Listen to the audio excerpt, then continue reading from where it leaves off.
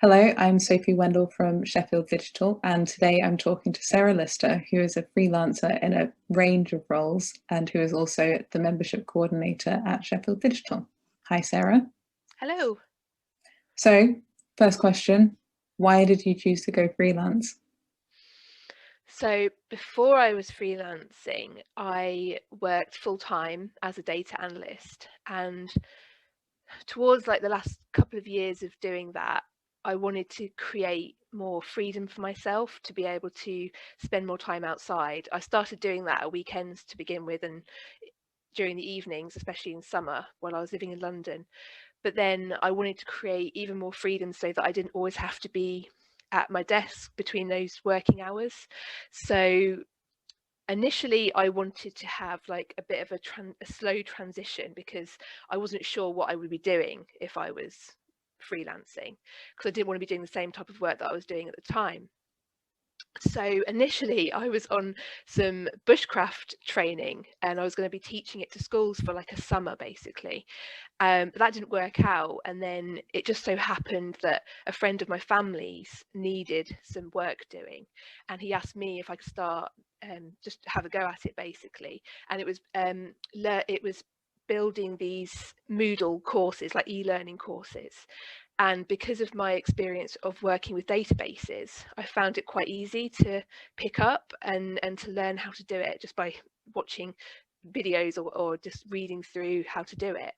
So it was a bit of a chance opportunity really, and then through that I got some other work. So I started designing websites on Wix, because I'd done it for my own business as a coach.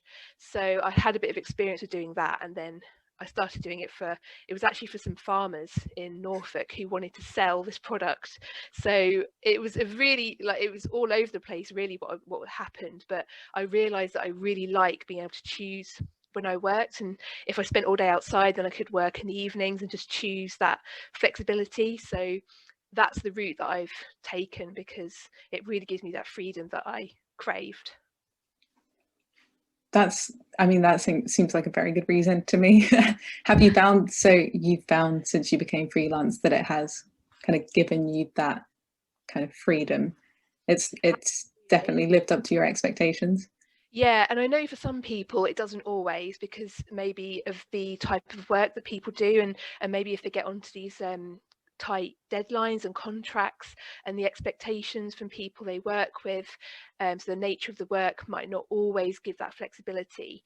But I've gone through phases where I've maybe had to work a bit harder and a bit more, and then I kind of go, oh, I need to loosen this up again, because I'm starting to lose track of that whole reason why I decided to go freelance. And it's not like I spend hours and hours and hours not working. It's just that if I do feel like going out with my camera for a few hours where I live in the Peak District, or if I want to go out for a run and just have the freedom to be out for longer than I maybe planned, that's really important to me. And actually, it really feeds into my work and my communication with people, because I feel much lighter and happier. I feel more inspired, by being outside. So I know it's not always easy when you've got to meet deadlines, or if you need to earn enough money, but I've also freed up my kind of responsibilities with money as well. So I'm not living in a really expensive flat in London anymore, because I didn't Mhm. want to have to be able to afford that.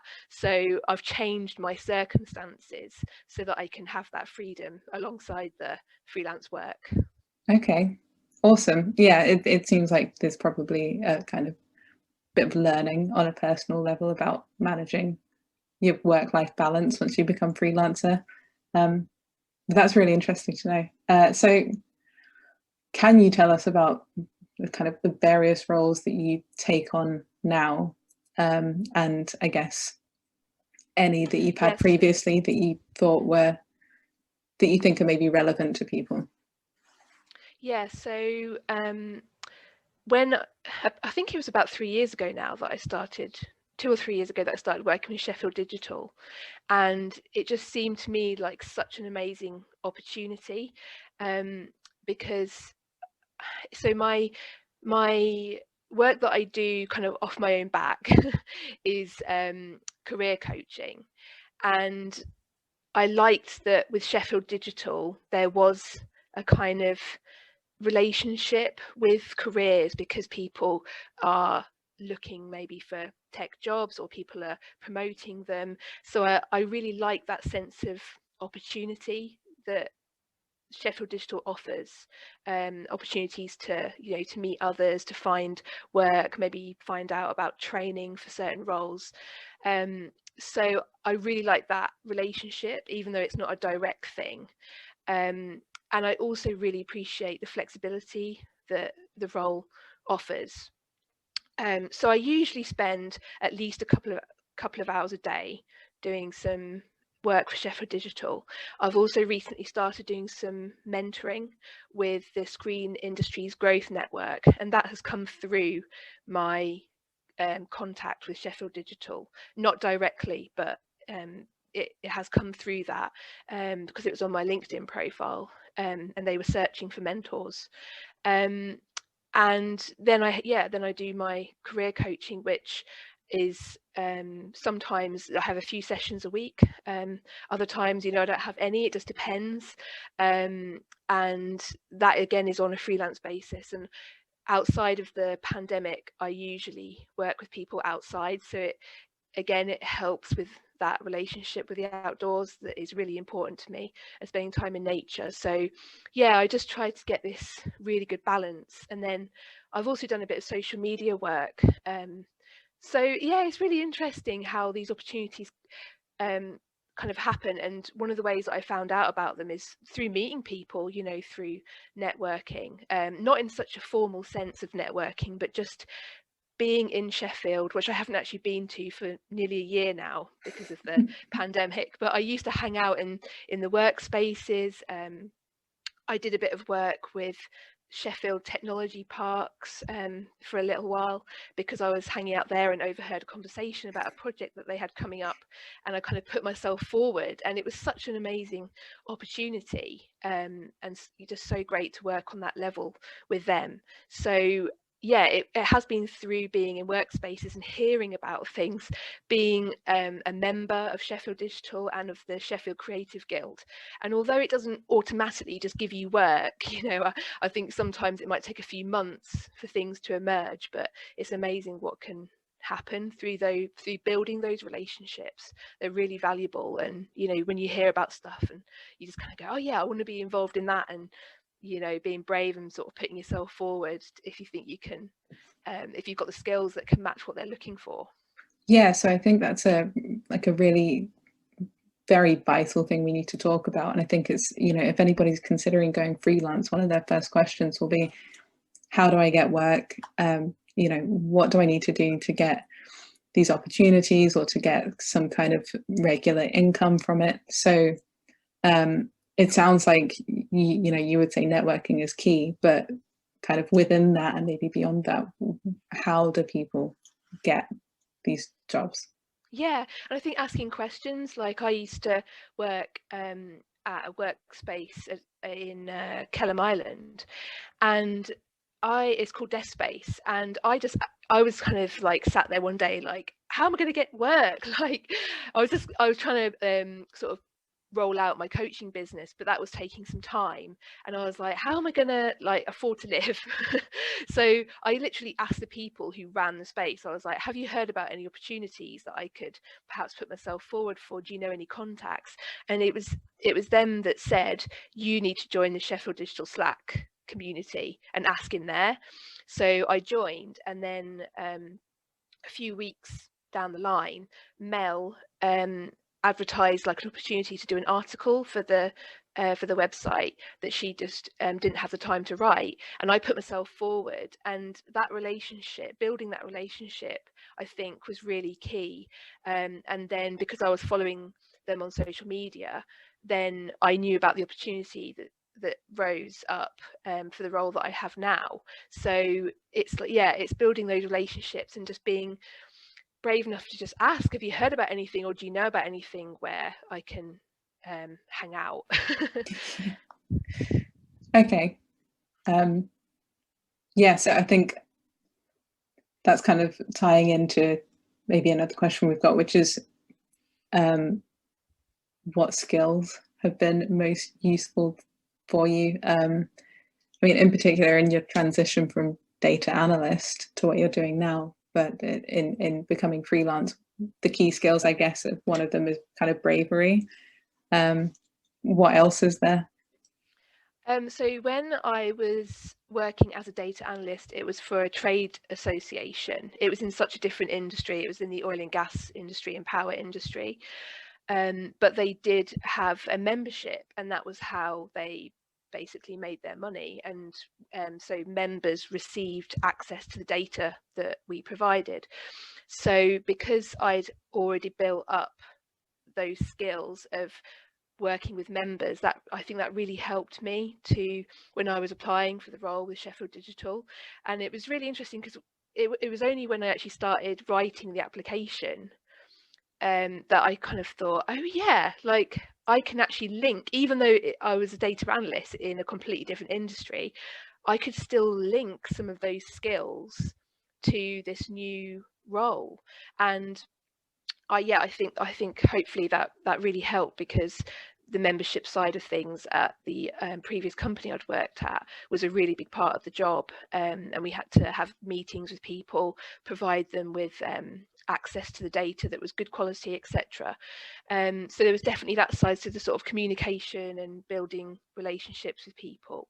And as a data analyst, I was also doing a lot of research, so I think there's always a real attention to detail and finding out about things that were happening, like events or different companies.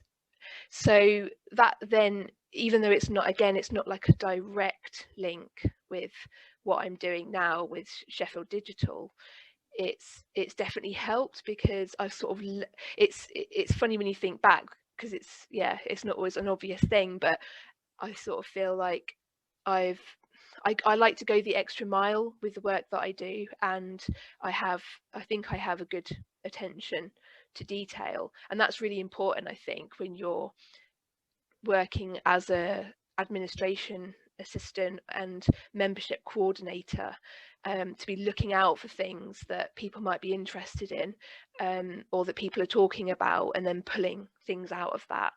And then things like social media, I'm not a social media expert, I'd never call myself that, but I'm always learning about social media and learning how people interact on there, and different ways of kind of getting people engaged.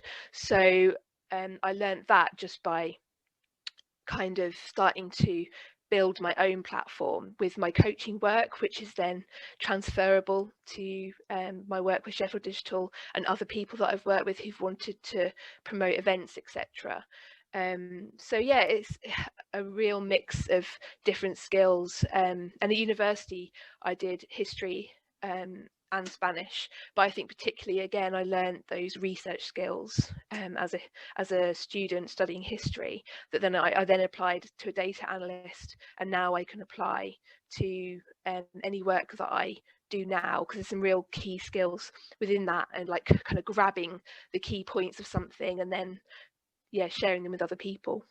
I think that's a good point to make as well, is because your background from university is pretty far from data analyst and from, I guess, freelancer working in coaching in the digital sphere. But it really is just about taking whatever skills you have and finding a way to make them transferable. So I think that's really good. What skills would you say that you're working on currently? So outside of my work with Sheffield Digital, I'm working on my presentation skills because of this mentoring role that I've taken on. So because at the moment it's more of obviously an online format, so I've just been learning how to kind of engage people and get people involved using it, like on Zoom, because up until this point I'd only really used Zoom just for meetings and things, or maybe attending webinars. But I've been kind of practicing my skills in presenting to people, and then getting people to do exercise and putting them into breakout rooms and things like that. So that's one thing that I've been working on. And then with Sheffield Digital, I've been learning some very basic skills on how to edit videos and upload them onto YouTube, and that's something that I'd never done before. So I've just kind of been learning while doing. And I also host my own podcast, so having those interview skills, listening skills, using different tools. So yeah, I'm always learning, and that's one thing that I really love. That definitely motivates me. If I'm not learning, then I don't feel quite so enthusiastic about the work that I'm doing. And although initially I might feel a little bit overwhelmed and a bit like, oh, this is a bit out of my comfort zone, I'll eventually kind of come round to it. And once I start to feel like I'm making progress, then and get a bit more confident, then it feels good. It's really cool that you get to try out so many different things. I think it just seems like the range of skills that you have is so vast, and you're constantly getting to work on them, I guess, because you keep picking up, you put yourself out there to take on new things that you've never tried before. Yeah, absolutely. I think that really suits my personality, because I'm not like, I can focus when I need to, but I do need change. I need just on a day-to-day basis, I feel like I need to be doing something different every couple of hours, which explains why that sitting at your desk 9 till 5 just didn't suit me at all. It wasn't terrible. It was very comfortable, but I always felt this kind of need to get out and do, or even just to change seats and learn something new or talk to someone different. And so I'm much happier kind of playing and exploring. Yeah, that's awesome. It sounds like you've actually kind of found where you're going to work best, I think. This might be a tricky one for you to answer. What does a typical day look like for you? A typical day would be starting work maybe around 9 or 10 a.m. and working for a couple of hours, and then I usually spend a bit of time outside. I do change it according to the weather usually, but yeah, I do like to have at least an hour or two spent outside in the day just to break things up. And then so as I said before, I at least do a couple of hours work, sometimes a bit more with Sheffield Digital. And then I maybe have a coaching session, and then I might do an interview for my podcast, or do some write up the show notes for that, write a blog post. Sometimes I've also been a guest on other people's podcasts, so I kind of have lots of little creative things, and the work with Sheffield Digital really supports that for me, and it really complements it, because I like to have, even if it's just for a couple of hours a day, I like to have that focus, and also that connection with people. That's been really great, especially during the pandemic, to be able to go on Slack and social media and things, and to be able to connect with people, go attend events online. I think it's amazing how people have adapted, and to be able to actually enable that for people through Sheffield Digital as well.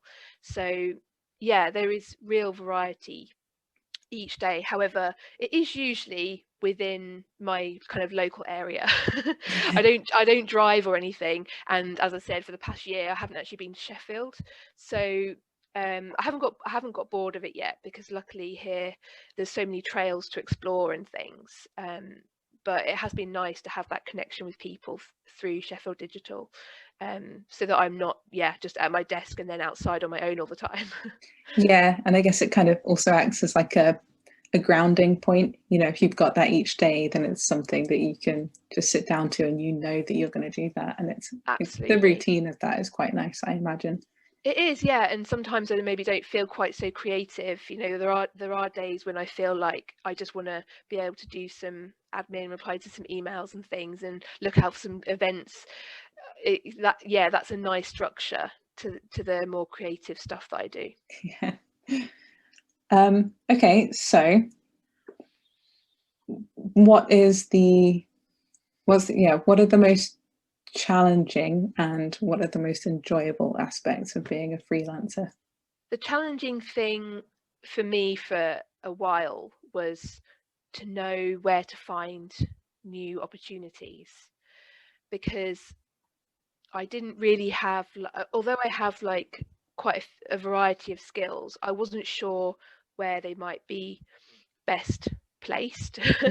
So I think that was an initial challenge, and then also knowing like how much to charge for services, or how much to expect to receive from people, if if it was going to be dictated by them. So I think that, again, talking to people, asking questions has been a really good way of kind of finding that information out. And then also trusting that even if I go with one project or one agreement about money, it doesn't always have to stay the same. Like, I can adjust it according to, if I feel like if I've learned a bit more along the way and things like that. So yeah, I think that flexibility is really important. I think one thing that always really challenges me is kind of stepping up, putting myself forward for things, especially if it means being on some kind of platform. So like doing my podcast I found that really scary at first, because I've never really enjoyed being in front of a camera or behind a microphone. It always makes me feel quite nervous. The thing is, once you start doing something, I think it's a bit of an ego thing, because it's like, oh, I sound like this or I look like this, and it's like, well, I do anyway. Like, if I'm just speaking to people anyway, I look like this and I sound like this. So yeah, I think it's like kind of getting over my ego a little bit and just saying, I think the thing is that I've realized is that if I don't do those things that I want to do, then I'm not adding the value that I'm working towards. Like the interviews that I share with people about career changes and the different journeys. That's what I share on my podcast. So it's like, if I don't do that, then I'm holding back on my idea and that value that people might find really helpful. So I try to focus on that rather than like the silly things like, oh, I sound like a bit stupid, or I sound strange or something, kind of have to get over myself with that stuff.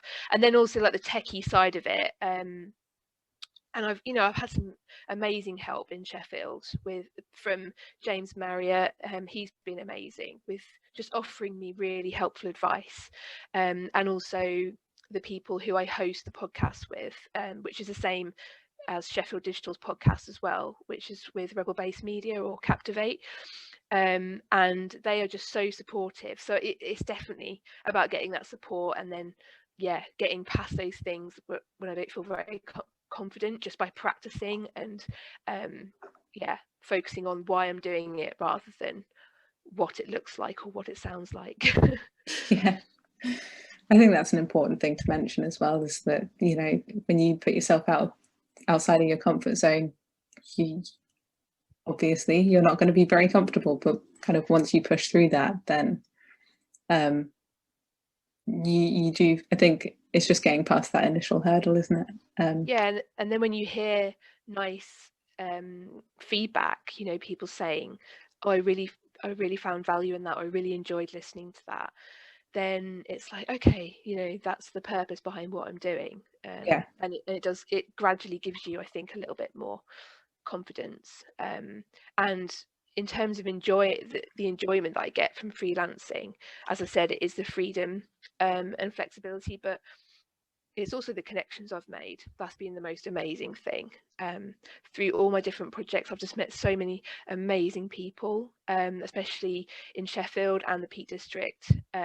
It's really helped me because I've been here for about 3 years now, and I came here from London without really knowing anybody here, and now to think that I have this amazing network of people to socialize with, to work with, it's incredible what you can create within quite a short amount of time, really.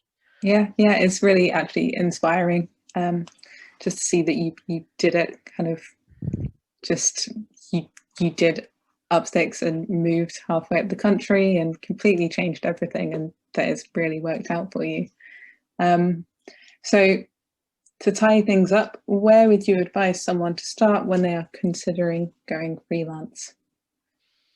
A really good thing to do, And I know that it's not for everybody, but I think listening or even reading stories about people who have done it, and the reason I say that is because people take such unique paths to like freelancing, and I think sometimes before you actually make that transition, I think sometimes you think you have to have it all perfectly laid out for you, or you have to have like a perfect website, something like that, or a really big social media following.